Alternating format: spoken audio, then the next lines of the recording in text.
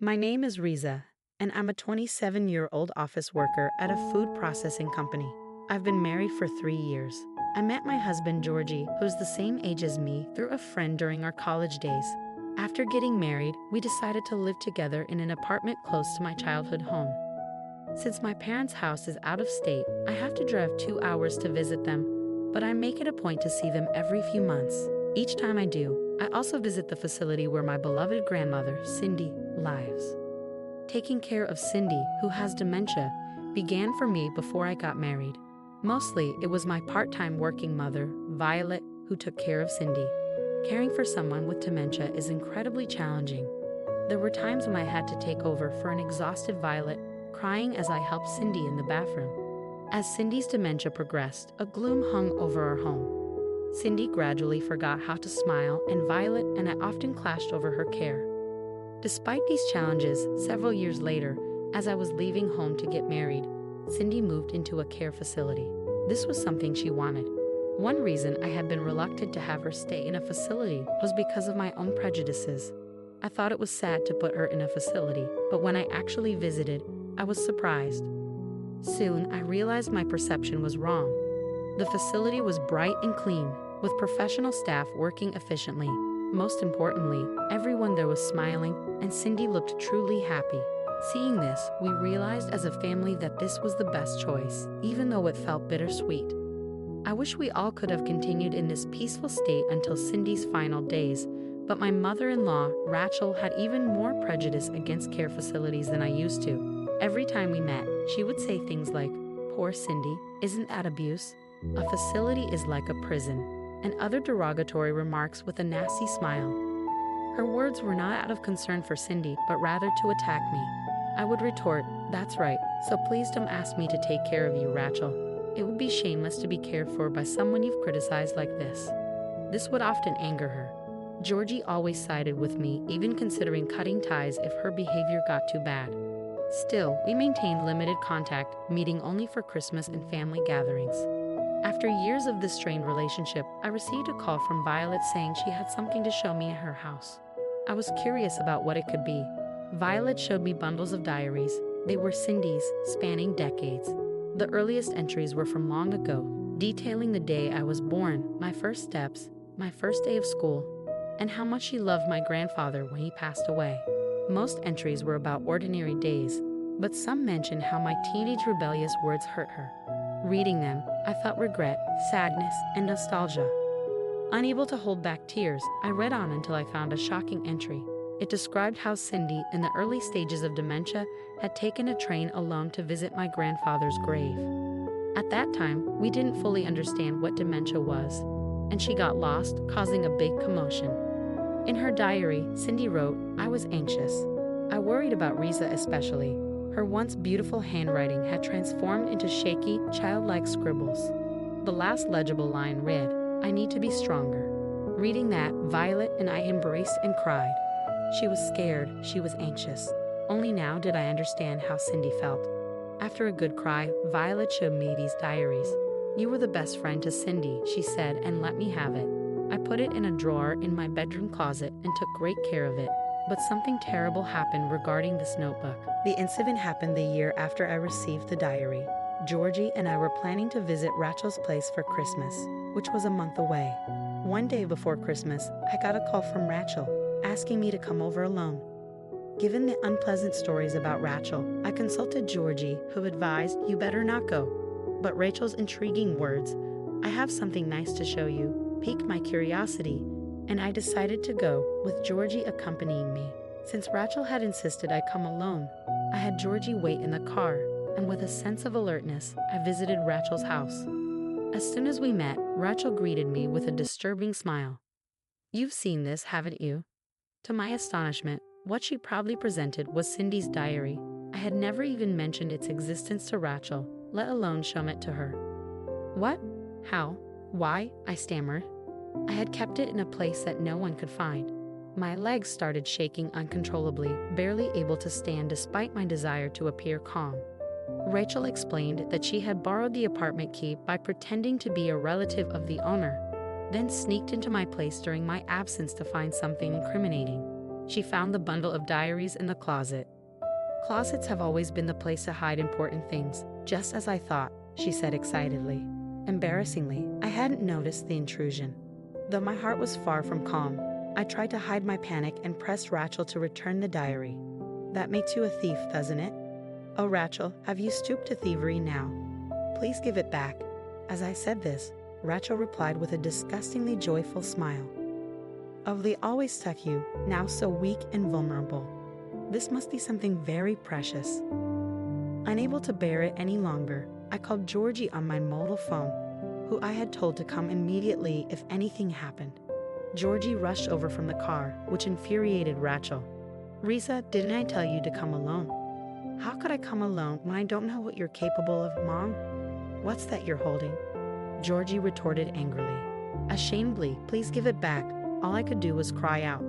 But Rachel, with a malicious smile, began flipping through and reading aloud from the diary, reminiscent of middle school bullying.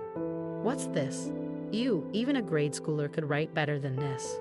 Was Risa's grandmother really that stupid, or was it the illness? Oh, how dreadful. Diseases of the brain happen because of bad deeds, right? Rachel read aloud from the part of the diary where Cindy was suffering from dementia, seemingly enjoying it. I was always ready to face off with her without resorting to such tactics. The way Rachel looked down on Cindy, using her weakness, was utterly despicable. Stop. Give it back. Georgie, infuriated, was about to grab her when, to our horror, she plunged the diary into a pot of stew. Oops, my hand slipped, Rachel exclaimed. It was clearly intentional, unforgivable. Georgie was screaming in rage, and I was beyond calm. What should I do? How should I punish her?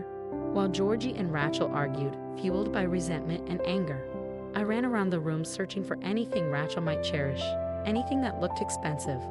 I didn't know her taste, but I gathered jewelry, cosmetics, fur, and clothes. Rachel chased after me, but she couldn't match my pace, pleading as I grabbed as many valuable-looking items as I could and threw them into the pouring rain in the garden, soaking them in rainwater and mud. But my anger wasn't quenched. Next, I grabbed the pot and hurled its contents at Rachel.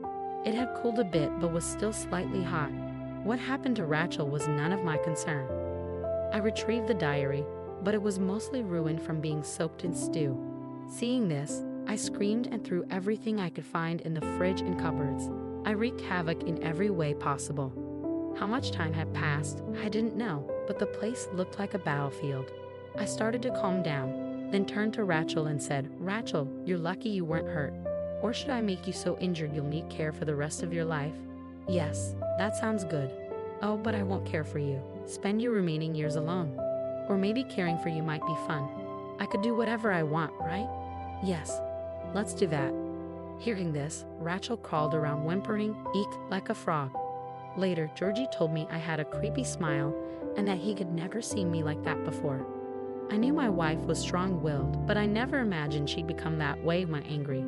I couldn't stop her while she was raging, so I just let her be until she was done. I thought if the neighbors heard and called the police, we could somehow explain it, Georgie said. That's enough for now, he said, dragging me to the car. However, Rachel, misunderstanding the situation, clung to Georgie. Georgie, you're on my side, right? You saw it. Violence is scary, she pleaded. But Georgie shook her off briskly, repulsed. Disgusting. Don't touch me. I was appalled by your past actions, but this time I'm utterly disgusted. I hate you, Mom, as a person now. After cutting ties with Rachel, Georgie pushed me into the car and got into the driver's seat. I was in a daze, holding the ruined diary, unable to do anything else, shaking uncontrollably, tears streaming down my face. I felt nauseous and, failing to hold it back, ended up vomiting on Rachel, who was ranting outside the car. Covered in vomit, Rachel screamed, Risa, I'll never forgive you, even if you apologize. But Georgie retorted, who's apologizing? Even if Mom does, we're never seeing her again. Hearing that, I felt a sense of liberation, realizing I didn't have to see the person who trampled not only on my life, but also on Cindy's. Georgie's stance of abandoning the obligatory relationship because I was his wife made my heart lighter. However, the diary couldn't be restored to its original state. After returning home, I carefully cleaned and dried it, Some pages could be turned, but most of it was wavy and unreadable. Overwhelmed with sadness and emptiness, I decided to cherish the parts that remained intact. Georgie's increased kindness helped me start to recover. Later, when we raised a complaint to the apartment owner about Rachel's break-in, it turned out she had entered months ago, which left us speechless at her thieving skills. Georgie said, "I don't ever want to deal with that criminal again, except maybe at her funeral." Crying, but since our apartment location was known, we couldn't risk future incidents. We considered moving and in the meantime, added more locks to our apartment, installed an alarm system that rings with vibration, and set up dummy cameras at the entrance and inside, with one real camera inside the house. Our security measures were extreme for a rental apartment, but we managed it with full support from the owner, as the burglary was due to their oversight. Regarding moving, Georgie had tough negotiations, ensuring we get support, so we had no financial worries. Despite my efforts, my stomach continued to hurt, so I ended up needing to visit the hospital. Seeing my condition, Georgie said, "We don't need this anymore," and removed the home phone, which almost exclusively received calls from Rachel. Since most of our communication with Violet was through mobile phones, we weren't worried, and it did help ease my mind. Georgie also wanted to apologize to my family, but I didn't want to cause unnecessary worry, so we held off on that instead. I suggested, "Then make me happy instead," which unexpectedly made him break down in tears. Watching him cry, I remembered something Cindy once said, "If you keep saying life is hard, only hard times will come. But if you say life is fun, fun times will find their way to you."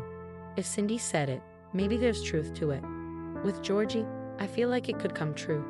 A month later, Georgie told me about a recent visit to my parents' house, a fact he initially withheld considering my mental state. After removing the home phone, Rachel had called him dozens of times. When she saw him, she clung to him again. He described her as pitiful and diminished, but she only spoke ill of me, asking, "You'll divorce that wife and come back home, right?" Seeing Rachel in that state, Georgie told my father-in-law, Sean, "I'm sorry, but I don't want to see my mom anymore. So Dad, please take care of Mom. Making her happy is your responsibility, just as making Risa happy is mine." In response, Sean quietly apologized. "I'm sorry for everything so far," and pulled Rachel away. When it was time to leave, Rachel was sitting on the floor crying bitterly. On the day I lashed out, Sean had taken his screaming Rachel to the hospital. Until now, Sean had always been the one to quietly say, "Sorry, Risa," after any conflicts with Rachel, giving off a sense of resignation in dealing with her volatile temperament. But this time, he seemed to realize something was wrong with his wife and decided to get her examined. At this point, the doctors hadn't given a definitive diagnosis, but it seemed like Rachel might be suffering from empty nest syndrome. She felt as if her son, whom she had raised with all her effort, had been taken away by some unknown daughter-in-law, like a mother bird overwhelmed by the emptiness of her nest. The current approach is to help her accept reality. We don't have children yet, but hearing this made me feel sorry for her. Georgie, sensing my sympathy, firmly said, "Risa, are you thinking of going easy on her? That's why I thought it'd be better not to talk about this. Whether it's illness or not, remember how many times we've been hurt by showing leniency. It's enough. I'm sorry." It seemed Georgie was much angrier than I was. Upon reflection, the act of breaking into our house to find faults in his wife, stealing and ruining a cherished diary, and even denigrating her grandmother is despicable, something you rarely see even in dramas. No matter how lonely a parent feels after their child's marriage, if my own parent did something like that, I'd reconsider our relationship. Rachel lost something important to her in exchange for destroying something precious to me. It's a significant price to pay, but if she can recognize the presence of Sean, her closest and most important person, maybe she can find happiness. Saying this might make Georgie accuse me of being too lenient again. But if Rachel treasures Sean, realizes her actions, and sincerely apologizes, maybe I could consider meeting her just once more. That day might never come, but she's still my husband's parent after all. However, right now, I feel like I might hit her if I saw her, so I really don't want to meet her for a while.